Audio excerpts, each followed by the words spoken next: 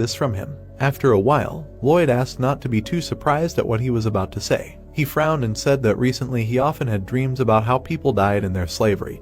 He asked the Dragon King who was sleeping in the next room about the visions, and he replied that it was a prophetic dream. He also said that it was possible to avoid its fulfillment if they built the Pearl of Truth, but in order to build it they need to build a dam on the lower reaches of the river. His father looked at him and said no problem. The guy asked, do they really have no questions at all? Marbella replied that they had heard a more shocking story earlier, so they would not be surprised anymore. The man smiled and said that they had always noticed how he tried for the benefit of their slavery.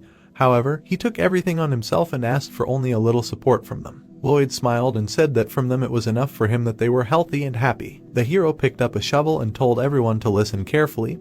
They were starting the first big construction project in the history of their lands, which had never been done before. Without long introductions, if they did everything as he said, everyone would remain safe. They must trust him. A system window appeared, that thanks to the power of his words, the skill of oratory appears, a complete turnaround. A call to the furious zeal of the inhabitants of the county, the #1 employer, the best avoider of debt, the leader of the poor. The guy looked at the pop-up windows of the system. A system window appeared, that he received the skill of oratory, complete trust. Lloyd smiled and thought that as always, whatever he did, everything was for the benefit of the cause. He extended his hand and told the first team to start building the dam and the Pearl of Truth. They must show him the warmth that comes from the depths of the earth. We dig, cut down and tear everything out. He transferred his hand to the second team and shouted, take, carry, and put, and dig without stopping. Then he shouted to the third team, an army of limitless power, skeletons holding posters with slogans, recycling all night, more work. To the animals he said that they are responsible for the giant equipment.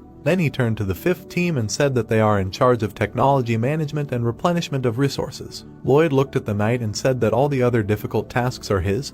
He asked why he is the only one on the team.